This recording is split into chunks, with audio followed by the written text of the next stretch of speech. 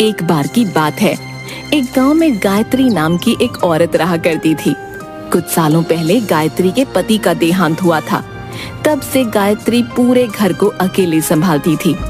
उसके पति ने मरने से पहले वहां के जमींदार से कर्ज ले रखा था, जिसकी भरपाई गायत्री खेतों में काम करके करती थी।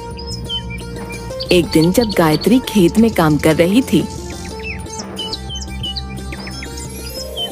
चल गायत्री, घर नहीं चलना। दीदी बस थोड़ा सा रह गया है, आप जानती हो जमींदार के आदमी बाद में जांच करते हैं। मैं नहीं चाहती वो किसी भी चीज को लेकर बाद में कुछ बोलें। ठीक है, जैसी तेरी मर्जी। इसके बाद रेशमा वहां से चली गई। धीरे धीरे सूरज ढलने लगा। गायत्री ने अपना काम खत्म किया और घर चली गई। माँ आ गई। माँ, दादी ने खाना बना दिया, चलो आ जाओ खाना खा लो। मैं हाथ मुंह धोकर आई। माँ, आपने खाना क्यों बनाया? बेटा, मैं बूढ़ी भले ही हो गई हूँ, लेकिन इतनी नहीं कि घर का थोड़ा काम भी ना कर सकूं। माँ, आप जितना भी करती हैं मेरे लिए उतना काफी है, लेकिन आप ज्यादा मत किया करो। तू चिंता मत कर मेरी, तू बाहर का देख लिया कर, घर का मैं देख लिया करूंगी। अब शांति से खाना खा और मुझे कुछ नहीं सुनना। अगली सुबह, माँ ये लो, अब चाय पी लो। मैंने खाना बना दिया, बिट्टू उठ जाए तो उससे कहना कि उस समय से विद्यालय चला जाए। ठीक है। गायत्री ने घर के एक डिब्बे में से पैसे देखे। उसमें पैसे बहुत कम थे। आज जमींदार जी से पगार की बात कर लूंगी।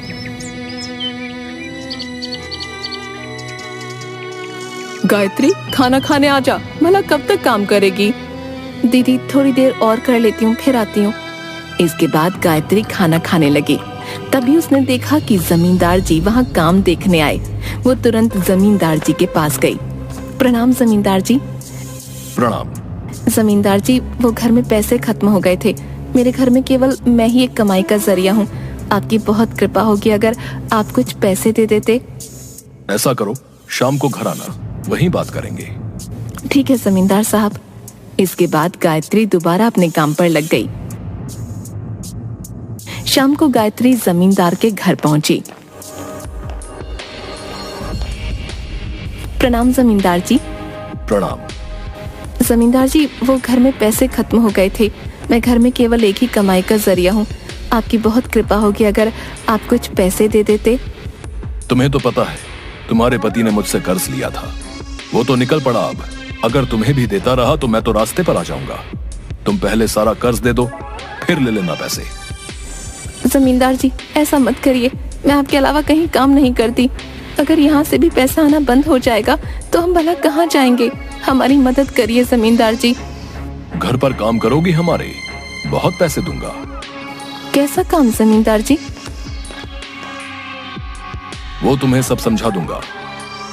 ये क्या कह रहे हो आप? कहाँ जा रही हो? गायत्री वहाँ से चुपचाप निकल गई। देखा, ये गरीब ऐसे ही होते हैं, बस पैसा पैसा पैसा चाहिए इन्हें। बड़ी अकड़ है ना इसके अंदर। एक काम करो, इसे रात तक काम कराओ, जितना हो सके उतना काम कराओ, तब जाके अकड़ टूटेगी इसकी। हे प्रभु, कृपा करो हम पर। घर पर अनाज भी खत्म होने वाला है। मैं ये सब कैसे करूंगी, समझ नहीं आता। कहाँ से पैसों का इंतजाम करूं? तंग आ चुकी हूँ मैं अपने इन हालातों से।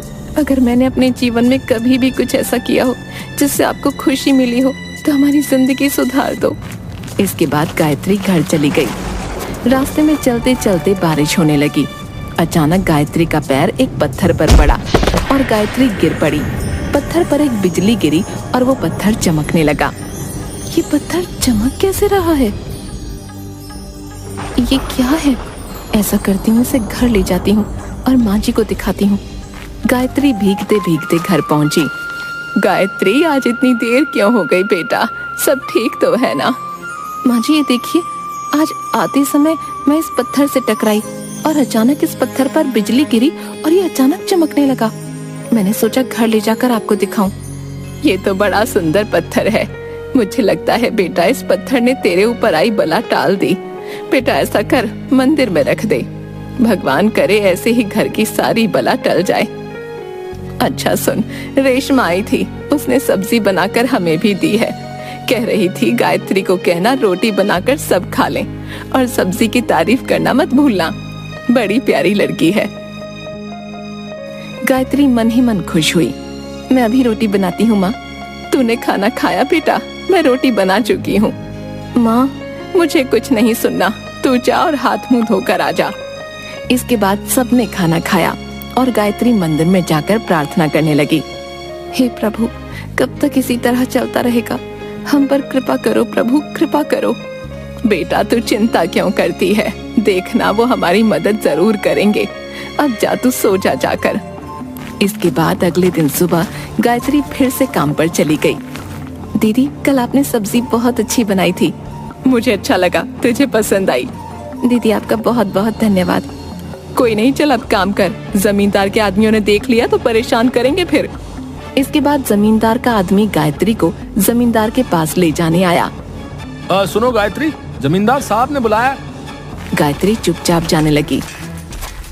कल तो तुम अकड़ में चली गई थी, लेकिन कान खोल कर सुन लो।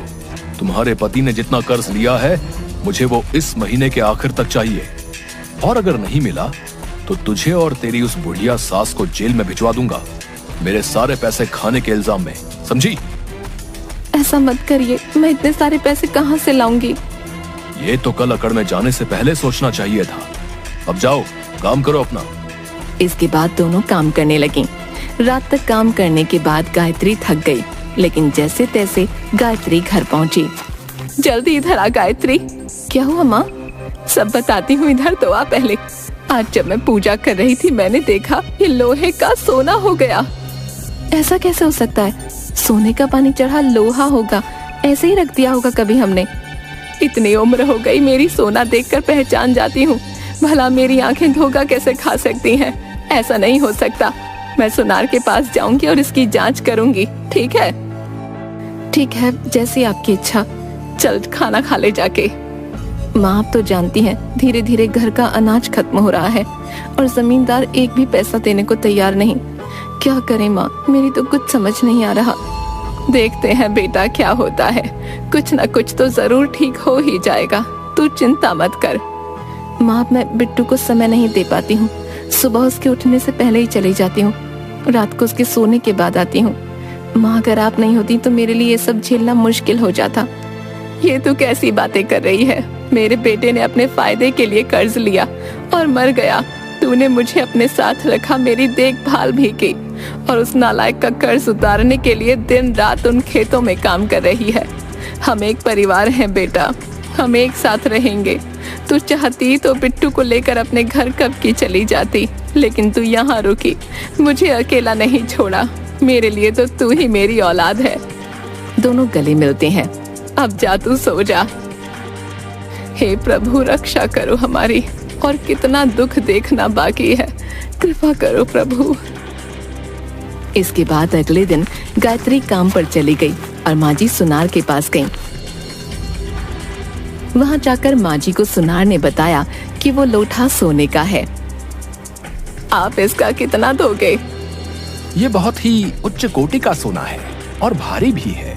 इसके बनते हैं 90,000। जी आपको कहाँ से मिला माँ जी? मेरे दादाजी ने शादी के वक्त मुझे दिया था, उसके बाद से इसके बारे में भूल गई थी। कुछ दिनों बाद बक्से में मिला, इसे देखा तो सोचा बेच दूं, घर में कुछ खाने पीने को आ जाएगा। सब प्रभु की कृपा है माँ जी। मैं चलती हूँ बेटा। इसके बाद माँ जी घर पहुंची। रात को जैसे ही गायत्री घर पहुंची, माँ जी ने उसे सारी बात बता दी और सारे पैसे गायत्री के हाथ में रखे। बेटा कल जाकर पैसे जमींदार को दे देना, उससे कहना अब तू उसके यहाँ काम करने नहीं आएगी। माँ आप ये सब क्या कह रही हो? वो लोटा हमारे घर कैसे आया? इधर बैठ। पत्थर लेते आई और साथ ही लोहे के कुछ सिक्के भी और कुछ लोहे के सामान भी। ये आप क्या कर रही हो माँ जी? ये देख। दादी ने पत्थर से सामान को छुआ और देखते ही देखते वो सोने में बदल गया। मैंने बचपन में सुना था कि एक पत्थर होता है जिसे अगर लोहे की किसी चीज से छुआ जाए तो वो सामान सोने का बन जाता है। ऐसे पत्थर को पारस पत्थर कहते हैं। अब देखना, कल तू इन सबको शहर जाकर बेचा। यहाँ बेचेगी तो सुनार को शक हो जाएगा। अगले दिन गायत्री शहर सुनार के पास जाकर सारी चीजें बेच आई। शाम को वो जैसे ही घर पहुंची, उसने देखा उसके घर में जमींदार आया हुआ था। आप लोग यहाँ? ये बताओ तुम आज काम पर क्यों नहीं आए? अब से मैं आपके यहाँ काम नहीं करूंगी। ये लीजिए आपके पैसे, पूरे 3 लाख हैं, और आज के बाद हमारे घर कभी मत आना। ये पैसे कहाँ से आए? चोरी करी या फिर कुछ और? तुमसे मतलब? तुम अपने पैसे पकड़ो और निकलो यहाँ से। कृपा करके जाइए यहाँ से। इसके बाद जमींदार वहाँ से चला गया। घर पहुंचकर पता करो इनके पास इतने पैसे कहाँ से आए। कल तक मुझे ये जानना है कि इनके पास ये सारा धन कहाँ से आया। समझ गए ना सारे? जी मालिक, समझ गए। इसके बाद सारे आदमी रात को गायत्री के घर पहुंचे। गायत्री की सास को पत्थर से लोहे को सोना बनाते देख वो सब हैरान हो गए। देखना भाई, इनकी तो किस्मत ही खुल गई। मैं कहता हूँ पत्थर हम रख लेते हैं। पागल, जमींदार को पता चला तो मारे जाएंगे। तो उनका गुस्सा नहीं जानता क्या? चलिए खबर जमींदार को देकर आते हैं। इसके बाद एक आदमी गायत्री के घर के अंदर घुसा और वो पत्थर उठाकर जमींदार साहब के पास ले गया। सारे आदमी जमींदार के घर पहुंचे।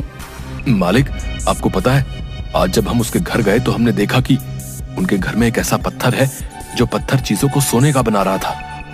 क्या तुम सच कह रहे हो? अपने बच्चों की कसम खाता हूँ, सच कह रहा हूँ। पीकर आए हो क्या? नहीं जमींदार साहब, लेकर आए हैं। क्या? हमने जैसे ही देखा कि ये कितनी चमत्कारी चीज है, हम इसे उठा लाए। अब देखिए, ये आपके लिए हमारी तरफ से छोटी सी भेंट। चलो दिखाओ, ये कैसे काम करता है। रुकिए मालिक, मैं दिखाता हूँ। ये देखिए, इसे ऐसे लोहे के पास ले जाना है और लोहा सोने में बदल जाएगा। रुकिए मालिक, मैं दोबारा करता हूँ। लगता है मैंने सही से नहीं किया। अरे तो रहने दे, मैं करता हूँ। देखिए मालिक, इसे ऐसे पकड़ना है और ऐसे लोहे के पास ले जाना है और ये बन गया हमारा लोहा सोना। मुझे तो लगता है तुम दोनों के दोनों पागल हो गए हो। मालिक, हमारा भरोसा करिए, हम आपसे झूठ क्यों बोलेंगे। ऐसा करता हूँ, दोबारा से इसको उसकी जगह पर रख देता हूँ। कल हम रात को दोबारा जाएंगे और जब वो बुढ़िया सोना बनाएगी तो आप खुद ही देख लीजिएगा। देख लो, अगर मेरा कल का दिन बर्बाद हुआ तो तुम दोनों की खैर नहीं। इसके बाद दोनों के दोनों गायत्री के घर पहुंचे और उस पत्थर को मंदिर में रख दिया। इसके बाद वो दोनों वहाँ से वापस चले गए। जमींदार अगले दिन रात होने का इंतजार करने लगा। रात होते ही वो कुछ लोगों के साथ मिलकर गायत्री के घर गया। वहाँ उसने मंदिर में रखा अंधेरे में चमकता हुआ पत्थर देखा। मालिक, मैं आपके लिए वो पत्थर लेकर आता हूँ। जैसे ही उसने वो पत्थर छूने की कोशिश की, उस पत्थर से एक भूत बाहर निकला। ये केवल गायत्री के लिए है, समझा? इसके बाद पत्थर ने उन सबको पकड़कर बहुत मारा। घर पर शोर होने की वजह से सभी जाग गए। ये क्या हो रहा है? तुम कौन हो? मैं इस पत्थर का रक्षक हूँ। ये पत्थर किसी गलत के हाथों में न लगे, इसलिए मैं इस पत्थर की रक्षा करता हूँ। इसके बाद वहाँ अचानक पुलिस आ गई। आइए आइए साहब, ये देखिए, ये जमींदार हमें कैसे परेशान कर रहा है। रेड, सब चिंता मत करो, अब हम आ गए हैं। इस जमींदार को तो मैं बताऊंगा। लोगों की नाक में दम करके रखा है साले ने। हाँ इंस्पेक्टर साहब, हमें ले चलिए, वरना हम जिंदा नहीं बचेंगे। अरे तू तो वैसे भी नहीं बचेगा। चल, अब सबकी अकल थाने में खुलेगी, चल। इसके बाद पुलिस ने उन सभी लोगों को अपने साथ ले लिया। ये सब क्या था माँ जी? मैंने इस पत्थर को छुपा दिया था और इसकी जगह नकली पत्थर रख दिया था। मुझे पता नहीं क्यों लग रहा था कि कोई है जो इसे चुराना चाहता है, और देखो वैसा ही हुआ। और आज जब ये सब हमारे घर आए तो मैंने चुपके से पुलिस को फोन करके सब कुछ बता दिया था और उन्हें बुला लिया था, ताकि कोई बड़ा हंगामा होने पर हम बच जाएं। वाह माँ जी, आप तो बड़ी समझदार निकली। दोनों के दोनों हंसने लगे। इसके बाद गायत्री ने सारा कर्ज उतार दिया और अपनी छोटी सी भली जिंदगी जीने लगी। इसके बाद गायत्री और उसका परिवार खुशी से रहने लगा।